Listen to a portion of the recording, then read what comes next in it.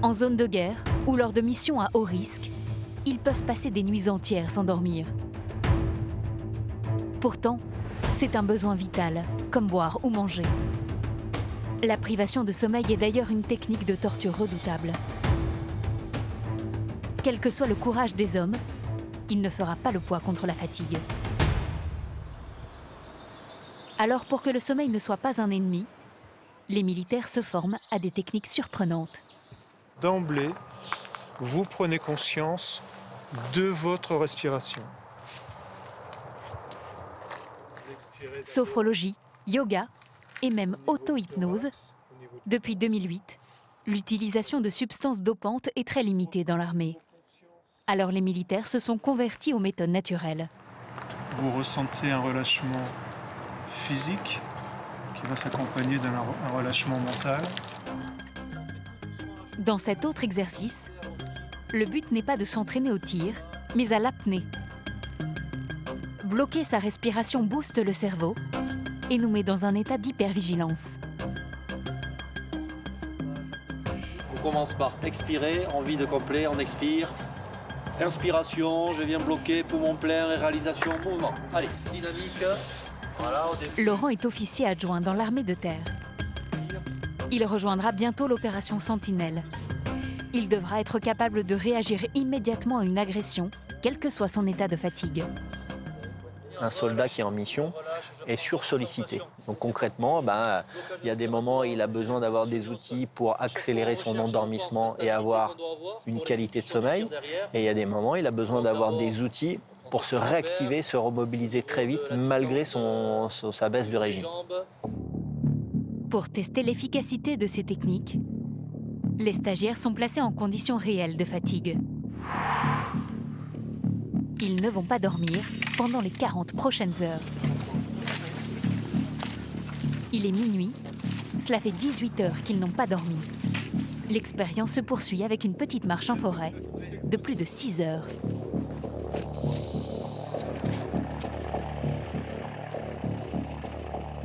À partir de la 20e heure de travail continu, on arrive à un temps de réaction, des capacités d'analyse qui sont exactement les mêmes que celles que l'on a quand on a 0,5 g d'alcool dans le sang.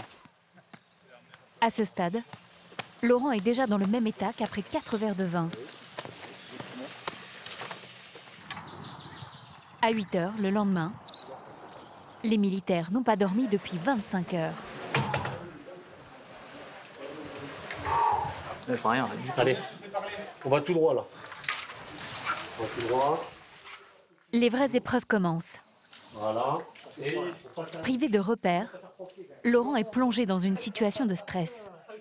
Voilà, donc, pour t'en aller d'ici, tu vas devoir nous répéter la phrase suivante. Pourquoi les Alliés ne se désolidariseraient-ils pas? Allez, alors, c'est quand tu veux. C'est quand tu veux. Difficile au contact de l'eau glacée. Attends, tu m'empêches de parler. Ah bah oui, mais moi je te demande de parler comme il faut. Les Alliés. Voilà. Le principe de l'exercice, c'est de réussir à maîtriser ses respirations et son relâchement musculaire alors qu'il y a du froid. Donc il faut que je reste concentré pour répéter une consigne simple. Une version extrême de ce que l'on éprouve quand on se couche crispé après une dure journée de travail. Se concentrer sur sa respiration serait la clé pour s'endormir. 30 heures sans sommeil. Les épreuves continuent.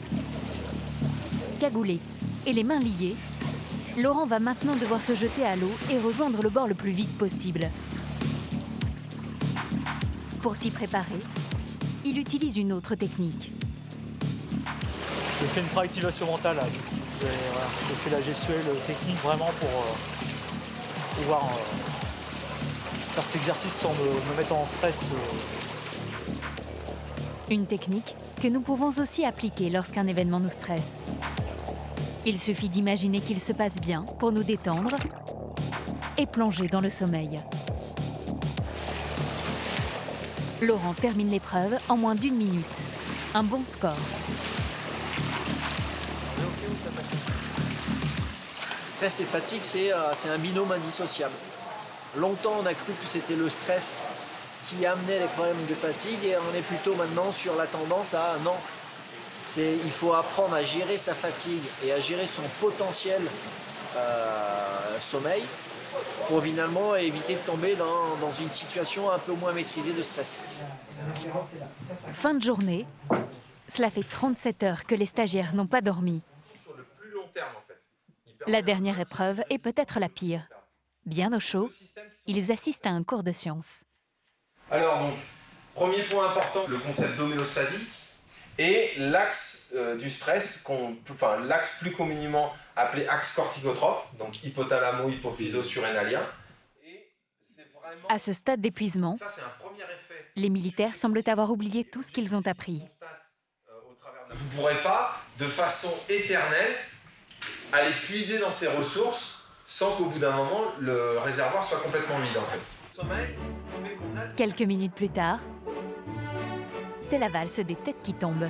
Ce que certains psychiatres appellent décompensation. On va décompenser d'une certaine manière, mais qui va nous conduire à avoir des comportements déviants, enfin considérés comme déviants. Ça va? J'en perds certains. Ces hommes sont ultra entraînés. Pourtant, la fatigue a gagné le combat.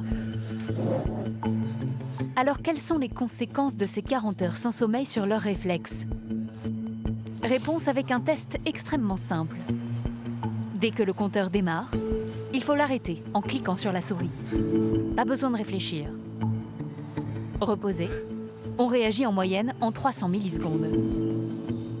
Avec la fatigue, les millièmes de seconde défilent.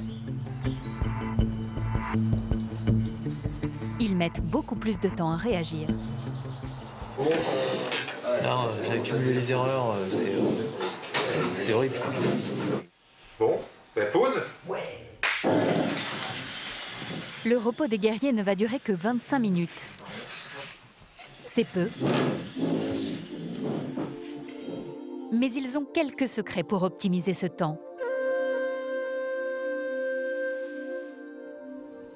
Par exemple, contrôler sa respiration.